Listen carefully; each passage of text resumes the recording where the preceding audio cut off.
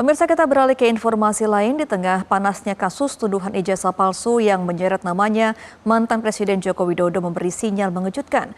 Jokowi membuka pintu maaf bagi para penuduh yang kini menjadi tersangka di Polda Metro Jaya.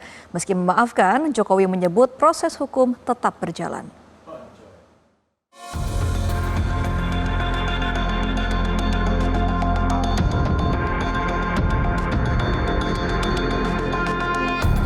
Mantan Presiden Joko Widodo kembali angkat bicara terkait kasus tudingan ijazah palsu yang bergulir di Polda Metro Jaya.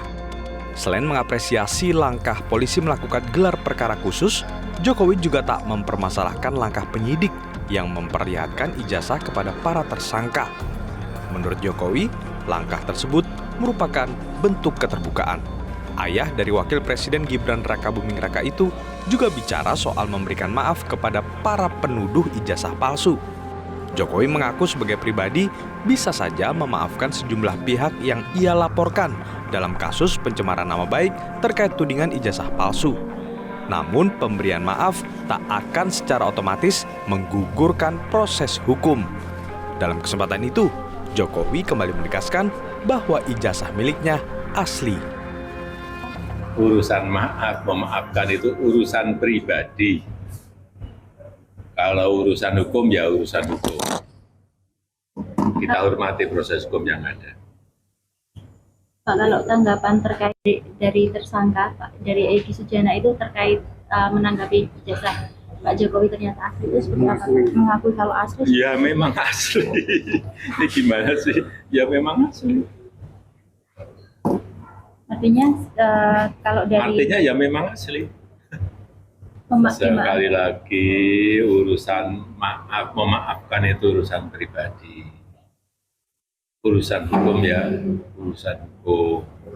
Tetapi memang kalau ada ruang untuk memaafkan, kenapa tidak juga kita lakukan. Tapi sekali lagi urusan maaf, memaafkan itu urusan pribadi. Urusan hukum ya urusan hukum. Pernyataan Jokowi soal ijazah itu nyatanya berbanding terbalik dengan keyakinan para tersangka kasus ijazah Jokowi. Mantan Menpora Roy Suryo menganggap ijazah yang ditunjukkan saat gelar perkara khusus memiliki banyak kejanggalan secara fisik dan teknis. Sekali lagi saya pastikan, 99% tidak mungkin foto ini dibuat 40 tahun yang lalu. Cetakan ini dibuat 40 tahun yang lalu. Kalau cetakannya dibuat kira-kira baru sekitar 10-15 tahun yang lalu mungkin.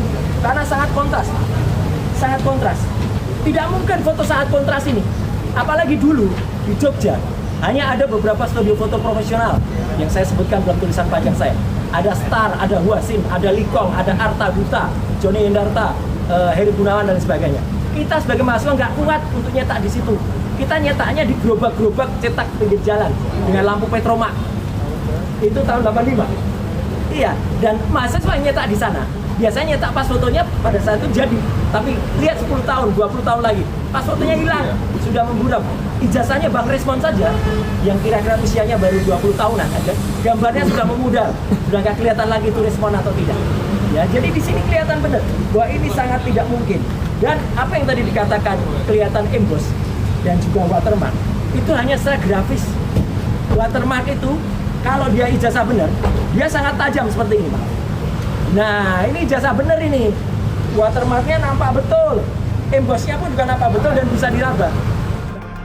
Atas keraguannya itu, Roy Suryo CS meminta dilakukannya uji laboratorium forensik independen sebagai bahan pembanding yang bisa menjadi pertimbangan majelis hakim di persidangan. Roy Suryo CS menunjuk Lab4 Universitas Indonesia dan Badan Riset dan Inovasi Nasional atau BRIN kepada penyidik di Treskrimum Polda Metro Jaya. Tim Liputan, Metro TV.